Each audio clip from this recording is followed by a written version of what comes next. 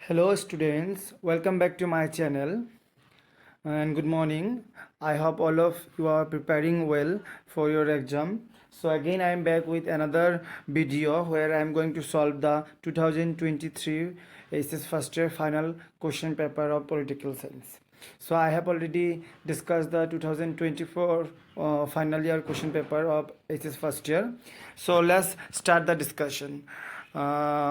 মই এইখিনিতে ক'ব বিচাৰিছোঁ যে আশা কৰোঁ তোমালোকে পঢ়ি আছা, নোটছ বনাই লৈ আছা, যিবিলাক মই দি আছোঁ তোমালোকক।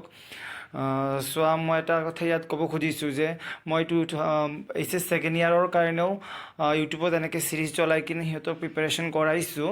তাৰপিছত যোৱা 21 ফেব্ৰুৱাৰীত ছেকেণ্ড ইয়াৰৰ পলিটিকেল ছায়েন্সৰ ফাইনেল এক্সাম হ'ল। তাৰ পৰা বহুত কুৱেশ্যন এজ ইট ইজ আহিছে, বহুত কুৱেশ্যন। তো যিবোৰ ল'ৰা ছোৱালীয়ে মোৰ চেনেলটো ফ'ল' কৰিছিল বা তেনেকৈ মই কোৱা ধৰণে সিহঁতে মোৰ ট্ৰিকটো ফ'ল' কৰি প্ৰিপেয়াৰ কৰিছে, সিহঁতে বহুত ভাল ৰিজাল্ট কৰিব। অলৰেডি মই এক্সামৰ পিছত সিহঁতৰ পৰা ৰিভিউ পালোঁ, সিহঁতে মোক জনাইছে, মেছেজ দি কিনি হওক, ফোন কৰি কিনি হওক বা ডাইৰেক্ট লগ পাই। তো আশা কৰোঁ তোমালোকৰ তেনেকৈ হেল্প হ'ব যদি তোমালোকে এইটো চেনেল ফ'ল' কৰা বা এই ধৰণে তোমালোকে প্ৰিপেৰেশ্যন কৰা। So' let's start the preparation or discussion. So' same আগৰ নিচিনাই 2023 কিন্তু 50-50 হৈছিল পৰীক্ষাটো, বিকজ 2024 পৰাই ফাৰ্ষ্ট ইয়াৰত প্ৰেক্টিকেল দিছে কিমান মাৰ্কৰ, 20 মাৰ্কৰ। তাৰ আগত কিন্তু ফাৰ্ষ্ট ইয়াৰত 100 মাৰ্কৰ এক্সাম হৈছিল, এতিয়া তোমালোকৰ 80 মাৰ্কৰ এক্সাম হ'ব। চ' আজি 2023 কুৱেশ্যন পেপাৰ এইটো। পাৰ্ট এ 50 মাৰ্ক, পাৰ্ট বি 50 মাৰ্ক আছে ইয়াত। তো চোৱা, তেতিয়া আমি ষ্টাৰ্ট কৰোঁ প্ৰিপেৰেশ্যনটো, মানে আমাৰ ডিছকাশ্যনটো। চোৱা কি কৈছে যে ইণ্ডিয়ান কনষ্টিটিউশ্যনৰ আমি কৰিম পাৰ্ট এ।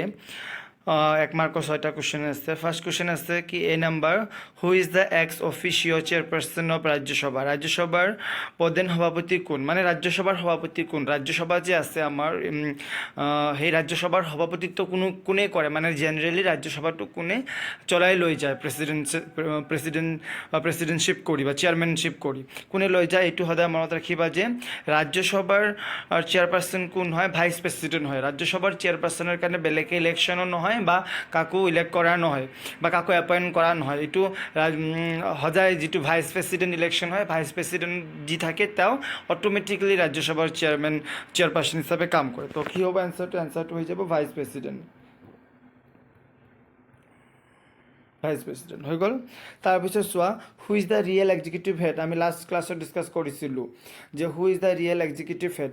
আমাৰ ইণ্ডিয়াত দুই ধৰণৰ হেড আছে, এটা নমিনিয়েল হেড, এটা ৰিয়েল এক্সিকিউটিভ হেড। তো the real executive head of India is the prime minister. Prime Minister is the PM. Prime Minister is the real executive head of India. আৰু যদি কয় হু ইজ দ্য নমিনিয়েল হেড আৰু ভাৰতবৰ্ষৰ নামমাত্ৰ ৰাষ্ট্ৰপ্ৰধান কোন যদি এনেকৈ হৈ যায় তেতিয়া প্ৰেচিডেণ্ট হয়। কিন্তু এক্সিকিউটিভৰ হেড সদায় প্ৰাইম মিনিষ্টাৰ হয় with the council of minister. কিন্তু মেইনলি পাৰ্চনজন কোন হয়, প্ৰাইম মিনিষ্টাৰ হয়।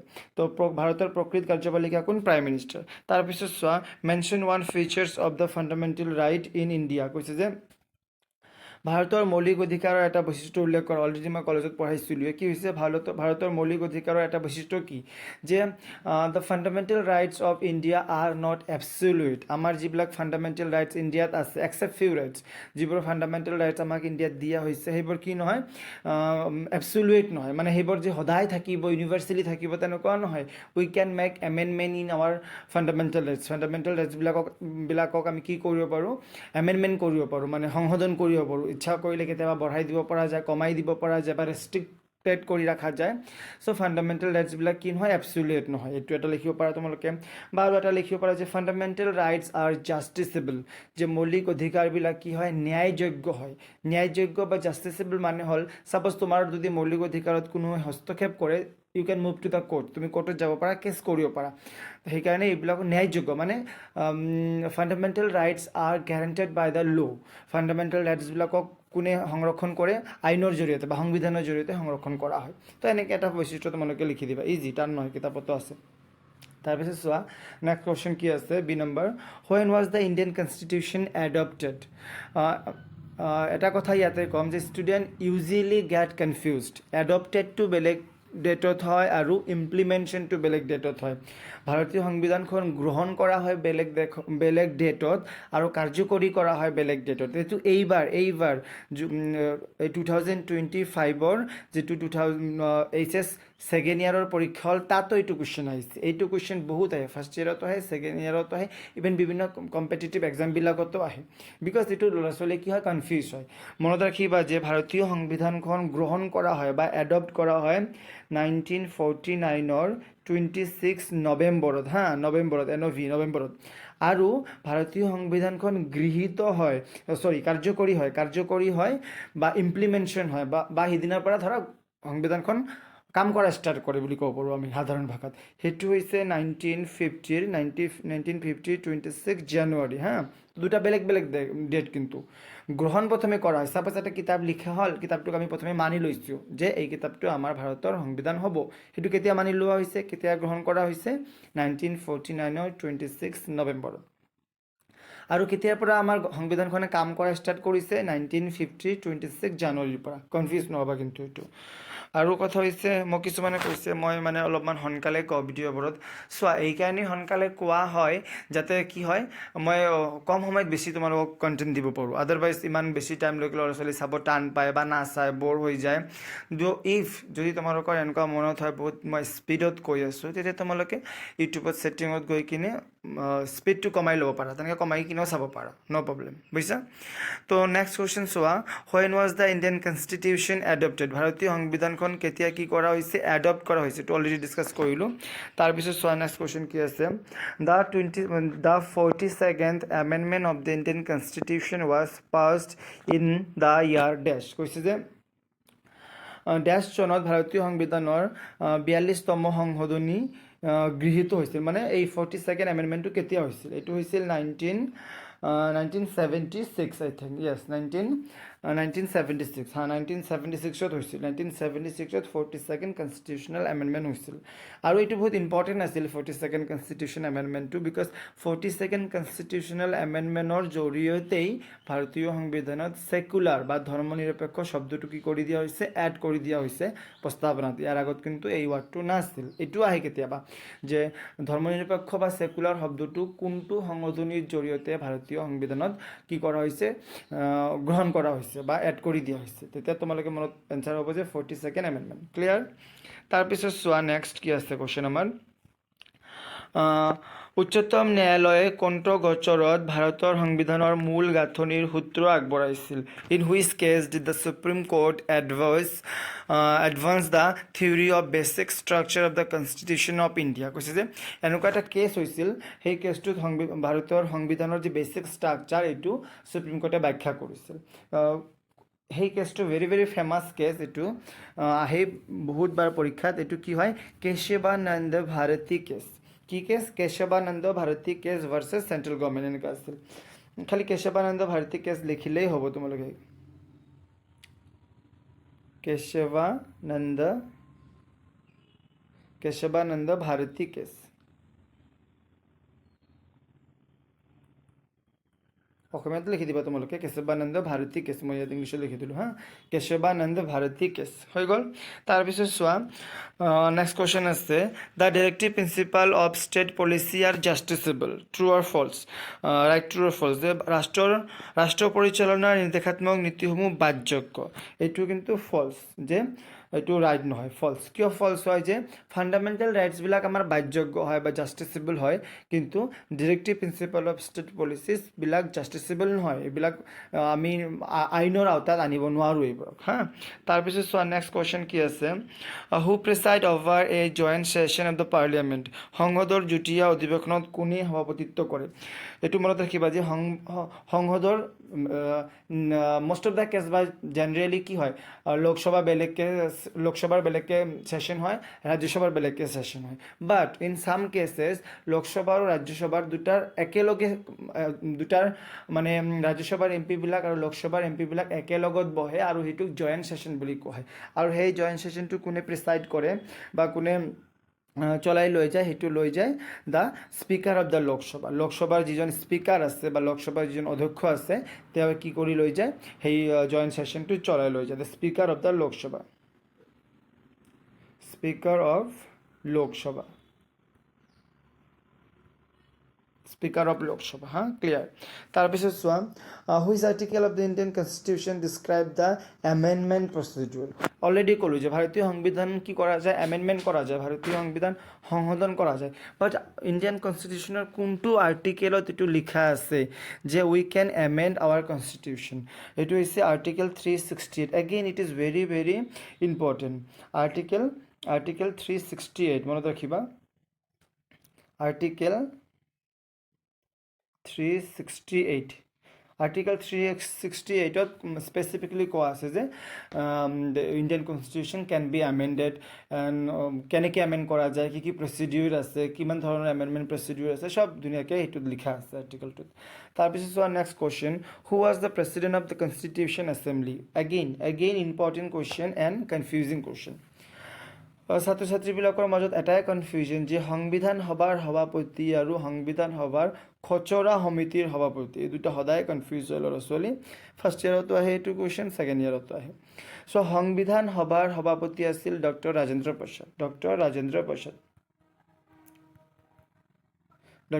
প্ৰসাদ আছিল।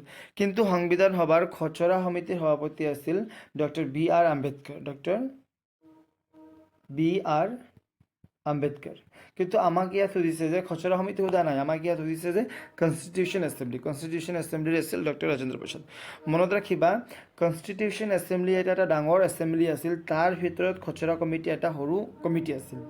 আৰু এই খচৰা কমিটিটোক দায়িত্ব দিয়া হৈছিল বা ড্ৰাফটিং কমিটিটোক দায়িত্ব দিয়া হৈছিল সংবিধান লিখাৰ কাৰণে, আৰু তাৰ হেড আছিল, প্ৰেচিডেণ্ট আছিল বা চেয়াৰপাৰ্চন আছিল বি আৰ আম্বেদকাৰ। আৰু এই এজ এ হ'ল কনষ্টিটিউশ্যন এছেম্বলিৰ প্ৰেচিডেণ্ট আছিল doctor Rajendra Prasad. Clear?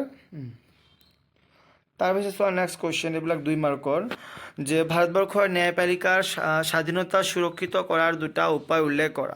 Mention two means of ensuring independence of the judiciary in India. যে ইণ্ডিয়াত যে জুডিচিয়াৰী আছে, আমি লাষ্ট যিটো ফাৰ্ষ্ট ইয়াৰৰ কুৱেশ্যন ছল্ভ কৰিছোঁ তাতো ডিছকাছ কৰিছোঁ যে why the judiciary need to be independent, যে ন্যায়পালিকা কিয় স্বাধীন হ'ব লাগে, এইটো আমি ডিছকাছ কৰিছিলোঁ। ইয়াত কৈছে যে আমি কেনেকৈ ন্যায়পালিকাক স্বাধীন কৰি ৰাখিব পাৰোঁ।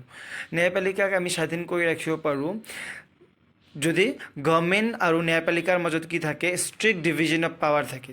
যে গভৰ্ণমেণ্টে কি এক্সিকিউটিভে কি নকৰিব, জুডিচিয়াৰীৰ কামত হস্তক্ষেপ নকৰিব। যে মন্ত্ৰী মিনিষ্টাৰবিলাকে যদি ন্যায়পালিকাৰ কামত হস্তক্ষেপ নকৰে, তেতিয়া আমাৰ ন্যায়পালিকা কি হৈ থাকিব, সুৰক্ষিত হৈ থাকিব। আৰু কেতিয়া ন্যায়পালিকা আমি সুৰক্ষিত কৰি ৰাখিব পাৰিম, যদি ন্যায়পালিকা কনষ্টিটিউশ্যন মতে বা ৰুল বুক মতে চলে, তেতিয়াও আমি আমাৰ ন্যায়পালিকাটোক কি কৰি ৰাখিব পাৰিম, সুৰক্ষিত কৰি ৰাখিব পাৰিম। হৈছে? লিখি ল'বা তোমালোকে। তাৰপিছত চোৱা, write two main point of objective resolution. উদ্দেশ্যধৰ্মী প্ৰস্তাৱৰ দুটা মূল দিশ লিখা। যে অবজেক্টিভ ৰিজলিউশ্যন এটা লোৱা হৈছিল সংবিধান ৰচনা কৰাৰ টাইমত বা লিখাৰ টাইমত, তাৰ দুটা পইণ্ট আছিল। কি পইণ্ট আছিল চোৱা, 1 নম্বৰটো কোৱা হৈছিল যে the main objective of the objective resolution was declaring India as a independent and sovereign country.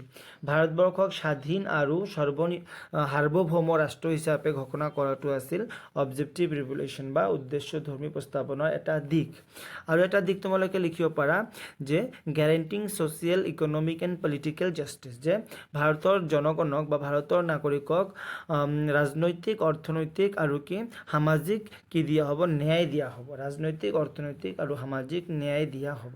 তোমালোকে ভিডিঅ'টো প'জ কৰি বা শুনি সূত্ৰলিপি লিখা নিচিনাকৈ এনচাৰবিলাক লিখি ল'বা, হা। তাৰপিছত চোৱা, again one of the important question, mention the name of the 2 states in India having bicameral legislature. দ্বিসদনযুক্ত বিধানমণ্ডল থকা ভাৰতবৰ্ষৰ 2খন ৰাজ্যৰ নাম লিখা। ভাৰতবৰ্ষৰ এনেকুৱা বহুত ৰাজ্য আছে য'ত 2টা কি আছে, ষ্টেট এছেম্বলি আছে। চ' আমাৰ অসমত অকল এটাই এছেম্বলি আছে, কিন্তু যিটো ৰাজভৱন, যিটো ক'ত আছে, দিছপুৰত আছে। কিন্তু কিছুমান ৰাজ্য আছে য'ত দুটা আছে, আপাৰ হাউচো আছে, লোৱাৰ হাউচো আছে, বা ধৰা বিধানসভাও আছে, বিধান পৰিষদো আছে। তো আমাৰ কিন্তু বিধান পৰিষদ নাই, আমাৰ ইয়াত অকল বিধানসভা আছে অসমত। তো কোন ষ্টেটত আছে তুমি চোৱা, UP উত্তৰ প্ৰদেশত আছে, তাৰপিছত বিহাৰত আছে, আৰু ক'ত আছে অন্ধ্ৰপ্ৰদেশত আছে আৰু ক'ত আছে তেলেংগানাত আছে তেলেংগানাত তো ইমান নালাগে তোমালোকে দুটা উত্তৰ প্ৰদেশ আৰু বিহাৰ মনত ৰাখিলেই হ'ল যে এই দুটা ৰাজ্যত কি আছে বাইকেমেৰাল লেজিসলেচাৰ মানে দ্বিসদনযুক্ত বিধানমণ্ডল আছে বুজিছা আমাৰ ইয়াততো অসমততো অকল এটাই বিধানসভা আছে তাৰপিছত চোৱা next question mention two provision that India borrowed from the US constitution already discuss কৰিছোঁ এটা কনষ্টিটিউশ্যন কিতাপটোত এটা পেজে আছে তাত দিয়া আছে US কনষ্টিটিউশ্যনৰ পৰা ভাৰতে কি লৈছে ইংলেণ্ড কনষ্টিটিউশ্যনৰ পৰা কি লৈছে জাপান কনষ্টিটিউশ্যনৰ পৰা কি লৈছে ছাপ'জ কানাডা কনষ্টিটিউশ্যনৰ পৰা কি লৈছে ধুনীয়াকৈ দিয়া আছে চোৱা তো US কনষ্টিটিউশ্যনৰ পৰা ইণ্ডিয়াই কি লৈছে যে fundamental rights the idea of fundamental right have been borrowed from the US constitution US কনষ্টিটিউশ্যনৰ পৰা লোৱা হৈছে ফাণ্ডামেণ্টেল ৰাইটটো আৰু কি লোৱা হৈছে US কনষ্টিটিউশ্যনৰ পৰা যে জুডিচিয়েল ৰিভিউ বা ন্যায়িক সমীক্ষা কয় অসমীয়াত ন্যায়িক সমীক্ষা এই দুটা ন্যায়িক সমীক্ষাৰ ধাৰণা আৰু কি ফাণ্ডামেণ্টেল ৰাইটছ বা মৌলিক অধিকাৰৰ ধাৰণা ভাৰতীয় সংবিধানে আমেৰিকা যুক্তৰাষ্ট্ৰৰ সংবিধানৰ পৰা গ্ৰহণ কৰিছে হ'ল তাৰপিছত চোৱা next question what do you mean by the preventive detention বাধাজনক আটক ব্যৱস্থা কি প্ৰিভেণ্টিভ ডিটেনশ্যন হ'ল এটা এনেকুৱা প্ৰচিডিউৰ য'ত ক্ৰিমিনেলজনক কোনো মানে প্ৰচিডিউৰ নোহোৱাকেই কি কৰি লোৱা হয় বেইল নোহোৱাকৈ প্ৰচিডিউৰ নোহোৱাকৈ আটক কৰি লোৱা হয় এনেকুৱা কোন ক্ষেত্ৰত তেনেকুৱা কৰা হয় যেতিয়া মানে ক্ৰিমিনেলজনৰ পাষ্ট হিষ্ট্ৰী আছে মানে ক্ৰিমিনেলজন ইয়াৰ আগতো বহুত এনেকুৱা ধৰণৰ কাম মানে ক্ৰাইম কৰিছে বা ক্ৰিমিনেলজনৰ ছাপ'জ ইয়াৰ জেইল পিৰিয়ডটো শেষ হৈ গৈছে কিন্তু তথাপিও তেখেতক বাহিৰত এৰি দিব নোৱাৰি আমি কিয় নোৱাৰি তেখেত মেবি বাহিৰত যে আৰু তেনেকুৱা ধৰণৰ ক্ৰাইম কৰিব মানে ডেঞ্জাৰাছ তেনেকুৱা ক্ষেত্ৰত এই প্ৰিভেণ্টিভ ডিটেনশ্যনটো কৰা হয় হ'ল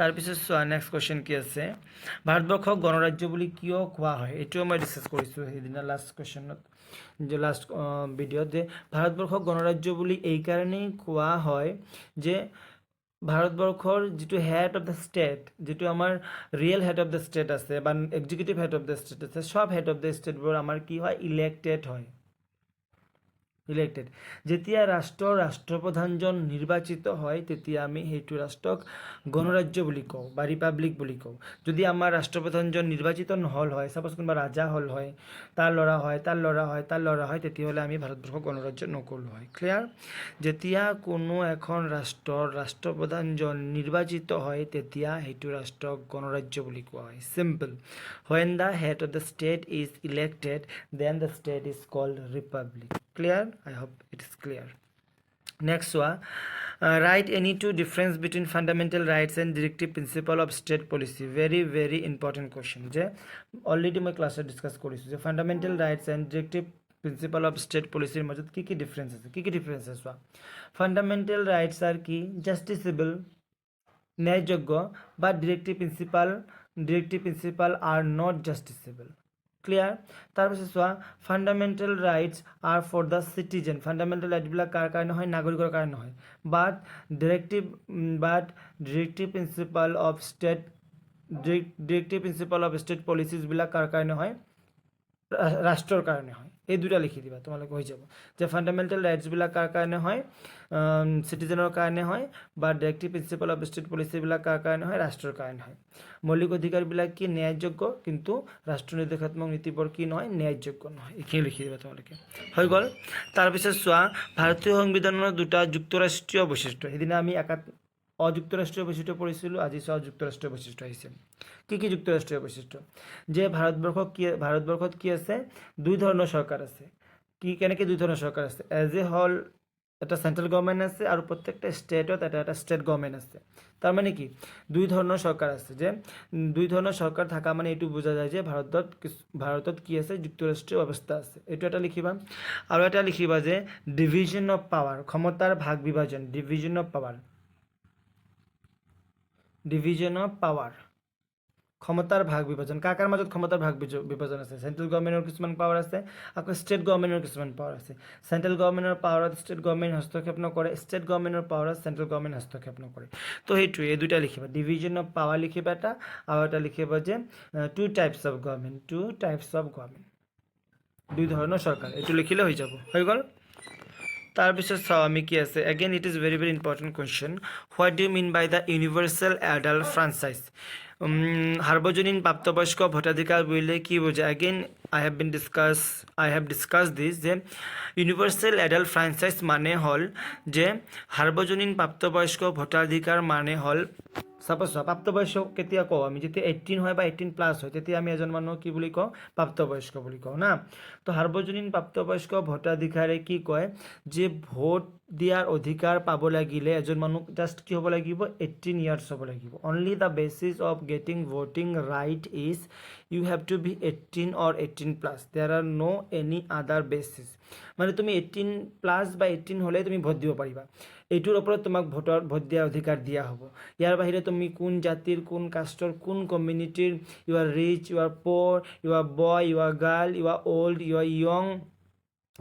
U are fit you are handicap এইবিলাক একো মেটাৰ নকৰে just the basic thing is that you have to be 18 or 18+, তুমি 18+ হ'লেই হৈ গ'ল তুমি 18 বছৰ হ'লেই তুমি ভোট দিয়াৰ অধিকাৰ পাবা জাতি ধৰ্ম বৰ্ণ ভাষা লিংগ নিৰ্বিশেষে চবকে ভোট দিয়াৰ অধিকাৰ দিয়া হয় এইটোকে কি বুলি কোৱা হয় সাৰ্বজনীন প্ৰাপ্তবয়স্ক ভোটাধিকাৰটো কাৰ হাতত আছে সৰ্বজনৰ লগত আছে চবৰ লগত আছে খালি কি হ'ব লাগিব তুমি 18 ইয়াৰ হ'ব লাগিব তাৰপিছত চোৱা নেক্সট কুৱেশ্যন কি আছে mention to function of the municipal board of Assam অসমৰ মিউনিচিপাল বোৰ্ডৰ কাম কি পৌৰ পৰিষদৰ কি কাম মিউনিচিপাল বোৰ্ডৰ কাম হৈছে যে টাউন প্লানিং কৰা টাউনৰ প্লানিং কৰিব যে আজি এইবাৰ কোনটো ৰাস্তা বনাব লাগিব আকৌ কোনটো ৰাস্তা মেৰামতি কৰিব লাগিব বা ৰিপেয়াৰিং কৰিব লাগিব এইটো মিউনিচিপাল বোৰ্ডে কাম কৰে তাৰপিছত আৰু কি কৰে মিউনিচিপাল বোৰ্ডে কাম কৰে যে হেল্থ যে হস্পিটেলবিলাকৰ যিটো ব্যৱস্থা আছে হেল্থ ছেক্টৰটো মিউনিচিপাল বোৰ্ডে চায় তাৰপিছত আৰু কি কাম কৰে মিউনিচিপাল বোৰ্ডে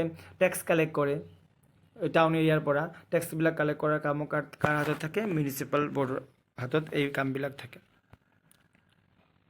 বুজিছা এইখিনি আই হোপ তোমালোকে বুজিছা তো আজি এইখিনিয়ে ডিছকাছ কৰিলোঁ নেক্সট ডে মই পাৰ্ট B2 ডিছকাছ কৰিম আজি পাৰ্ট A2 ডিছকাছ কৰিলোঁ বিকজ টাইমৰ অভাৱ হৈ আছে বেছি দীঘল কৰিলে ভিডিঅ'টো নাচায় কিছুমানে তো আই হোপ তোমালোকে প্ৰিপেয়াৰ কৰি আছা পঢ়ি আছা বিকজ যিমান সোনকালে পঢ়া ষ্টাৰ্ট কৰিবা সিমান সোনকালে প্ৰিপেয়াৰ হ'ব আদাৰৱাইজ বহুত টাইম ৱেষ্ট হৈ যায় শেষত যাই কোনটো পঢ়িম কোনটো নপঢ়িম হৈ যায় তো যিহেতু ভিডিঅ'বিলাকত বেছি ভিউ অহা নাই এইটো দি মই গম পাইছোঁ যে তোমালোকে এতিয়াও এক্সামটোক চিৰিয়াছ লোৱা নাই কিন্তু যিমান সোনকালে প্ৰিপেয়াৰেশ্যন ষ্টাৰ্ট কৰা সিমান ভাল I hope all of you are going to support me in this journey to help you all for SS first year 2025 final exam specifically for political science. Thank you everyone.